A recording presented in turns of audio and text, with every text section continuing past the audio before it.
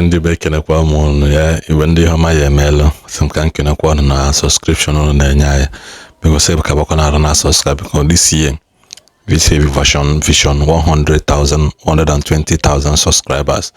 So we still have 90,000 subscribers to go before the year runs to end. So Ketai not 30. We still have we have like 90,000 subscribers to go become nation in video.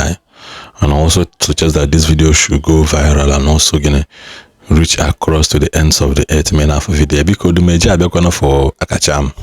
Hey, Odumeje welajo no Jehovah. And also because I'm kunenele video and school ni hoku maka late Ada Jesus. Obune chete Ada Jesus onwala anwụ. Late Ada Jesus onwala anwụ mgba una ni Odumeje ku maka. And also ni one of the thing wo gwa Akachaam pikile na this thing no say onye ike ụka gwụgo chọrọ ebe oyi ebido aka biko na chọrọ m ilike secret na video so nje share na ka the video we nwee ike mee gịnị ga viral ka ọ dịkwanụ Akachaam Chineke Akachaam ijowa Akachaam Chineke ndo onwe ya ma ya fo na ndị ụwa new generation mmadụ ruo n'ụlọ ụka na yoda Akachaam Chineke ndo bịa nwoke akwụla Akachaam jee yọọ ndị ụkọchukwu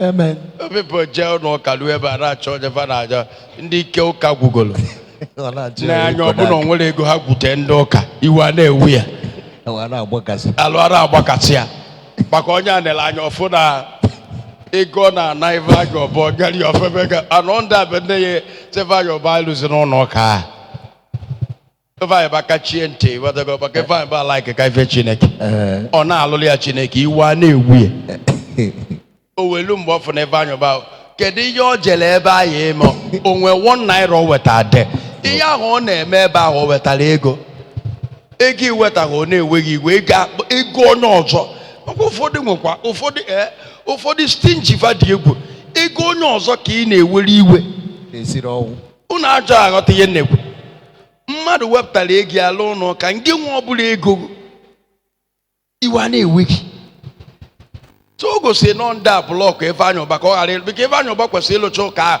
o nwere ife ọ nyere ya I know weight of Ifeanyi Ubah.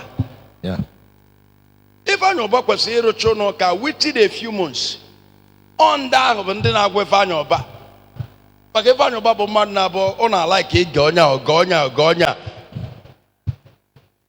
onye nke a na-ewu ya kedu ebe ị na-alụlụ ụlọ ụka Ifeanyi Ubah ejize nwaanyị na-arụ ya 1 year 1 block na-arụ ya na-alụkwa ya onda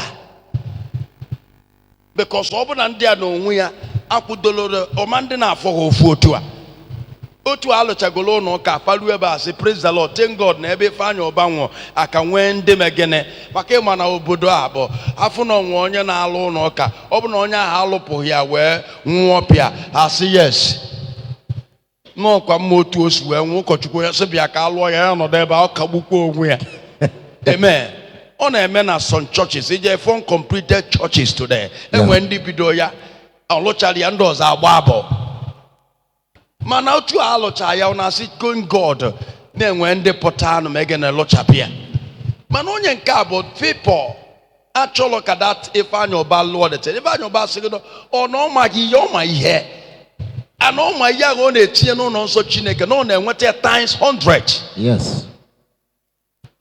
yes sinetọ ọ bụ abụrụ na nkịta ekpere ka ndị ụka kpebere ọ bụrụ na sinetọ Ifeanyi Ubah sị gị na ekpere ada awụ ọkụrụ ojii ọ na-enye Chineke a na-enye ya ọma ihe ọ na-enweta maka onye adịghị enweta blessing from God enwere ike ije na-alụ Chineke ya aha nọ nke nwa na onwe gị amarọ Chineke amara ihe Chineke na-emere ya isi na ọ na-awụfu ego n'ụlọ ụka onwe onye amara ihe onwe onye amara ife onwe onye na-eji egwu Ifeanyi Ubah mana ya na-eso Chineke a na-eme gị that is why he's sowing. Exactly, sir. Maka ndị na-ege ndị ala ntị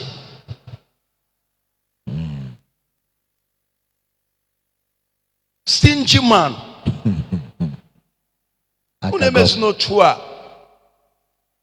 And God afuna ye wan ozo kpotakwa ndị ga-arụ ụlọ nsị ya ha alụtọpụ ozugbo maka ọ ya be ha alụ na alụchapụlụ ụlọ ahụ ọbụla akọmọnụ enwe ike weli ya bụbazi ife anya ọbụọ na ịfụlọ o were n'ego ndị ọjọọ bịa blọkụ ụlọ ụka ego ọkọt mana Chineke ga-akpọta ndị ọzọ alụchapịa maka ọ da-adị ekwensu mma na arụchala ụlọ nsọ Chineke mana onye nwanyị sị gị na I will build my church, the gate of hell shall not do what?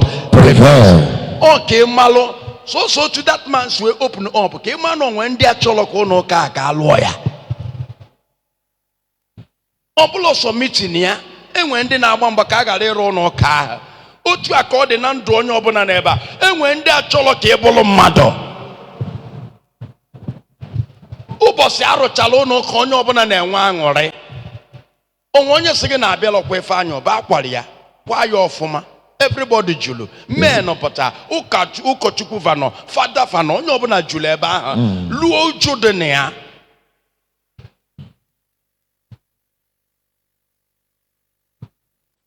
onye ahụ abịa ebe a ka o wee mebie the heart of those that are worshiping God ọ dịlọ mma. Unu ga-adị very careful. Ọbụla gị wetala ego ejekwa obi tego ego nwere ụtụ gị ebe ahụ mgbe onye ahụ na-arụ ụlọ ụka ahụ onwere mgbe ọ sị gị na ọ na-afịa ụfụ ka ezi ife ịbịazi na-emezi na ife anya ụba na ọ na-ewutezi ife anya ụba na ọrụrụ ụlọ ka ihe na-agwazi anyị ife anya ụba dị happy for anything you do for church onye ọ na-emerụ ụka ife anya ụba na-apụta ka ụlọ ụka 20-25 million onye ọbụla. Exactly. When everybody. Ego do. If I buy a knock to a bog na phone. Bogo second on one use it then what go 10 million. Ingo one on in your be. That is how we do. That is the final offer for you. Somebody Liego car, nya, only Liego Kamuti and break. That is how we do. I don't like when person sows seed of his life and left. Umya get rape those things he sold. Exactly, sir.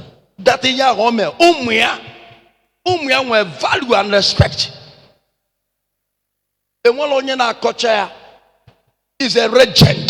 Fanyoba is a legend. Kuna gade people tell Fanyoba obusia no locho no iwe ne we ojuelo no ogonga wa be Fanyoba. I don't like that. If Anyoba is so happy to the church, even a ball with the belly or joke happy no locha here. Oh no, the warrior loch here. Yeah. Open if Anyoba near in election now, oh ya rocho no carros but before election and exactly. Please don't even forget always to bless that family of Ifanyoba. Ifanyoba family are wonderful people. Powerful. Like father, like children. Exactly. Bless their children. Yes, sir. Please.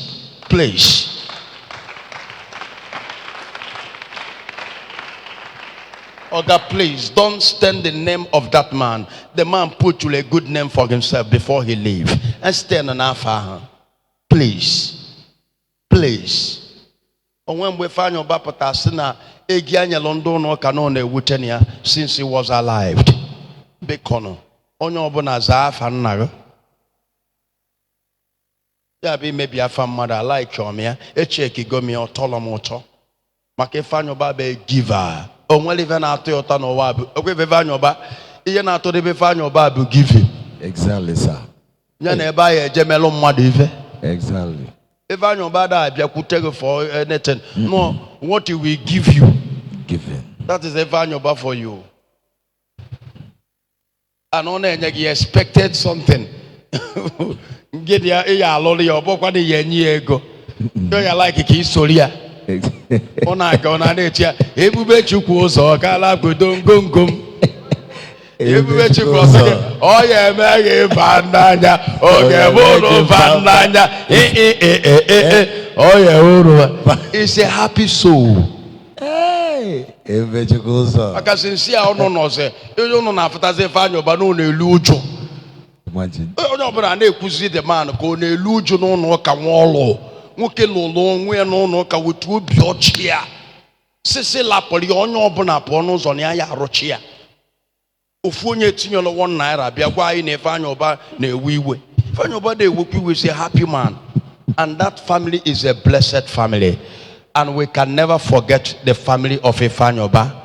Mommy of Ifeanyi Uba's wife and children, may God bless you people more. Amen. Keep you people more. Amen. And more blessings upon you. Amen. In the name of Jesus. Amen. Clap your hands for that family. Thank you.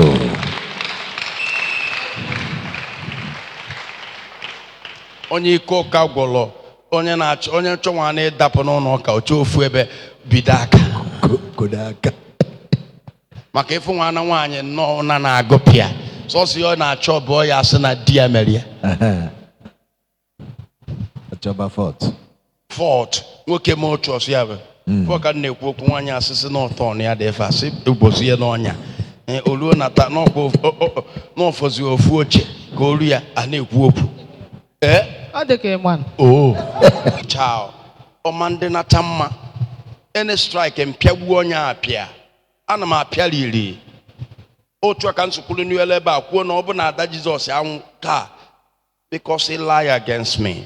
What I don't do, that I'm doing fake miracle. No na akpọtalụ people na-eme arrange na akwụ ya ụgwọ. Nsi ya mmụnwa kwa. I have never done such kind thing in my life. Enwe onye mkpọnugo nye ego si anya bịa confess ya na miracle a na mmụnwa mere ya mana ọ bụla miracle mme na arrange onye ahụ bịa expose them. I have never done such thing. How can such lady put on the whole world using me to make money on the internet? I joy your sin and equal against me. The customer na abịa ya Facebook a na akwụ ya ụgwọ. Ese na nna akwụ ụgwọ. Nsi Jesus no. Ọ bụ na eziokwu ka ikwu. Jesus nya debego ndụ. Mana ọ bụ na asị onye nwaanyị ngwa wepịa.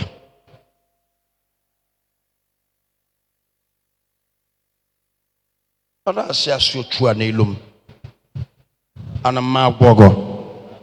Ya ka ofu onye bịa mgbe m na-eme miracle pịa. Onwe onye kpuru isi m wepụrụ isi. Ọ sị na onye ahụ akpụrụ isi. M wee sị ya no problem. Were isi ahụ egwu a. Ke ndị nọ mgbe ahụ. Yes, sir. Dad, I'm sorry, oh. That's it. That's it. Commander of Otie anya mo adị m afụkwa n'ụzọ. Adị m afụkwa n'ụzọ. Pastor kwata ka m bịara isi. Mgbu efe na church. Nsị na osi mbiko gbaghara. Na-echekwa na fake miracle. Nsị na original ka iji kịta. Na nke ọzọ bụ fake na original. That day egwu dị.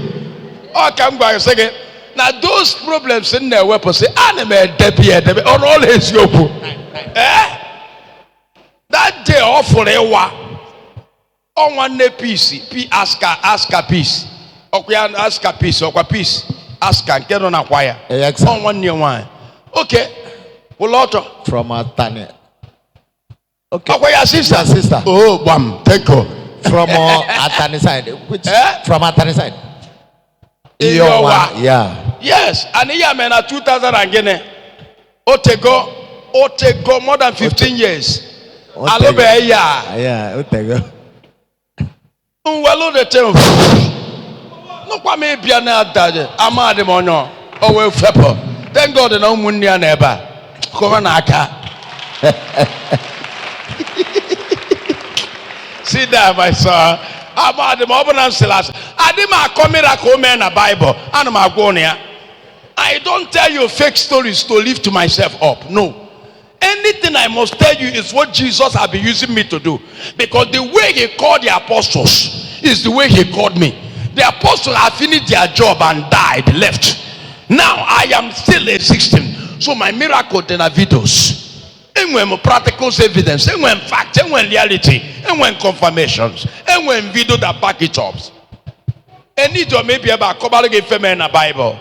Uncovering a female in the Bible. A man like Jesus and what power is not the God of the old, or the God of today. But opening up your meta, man, I call the Lord today. And no Baba.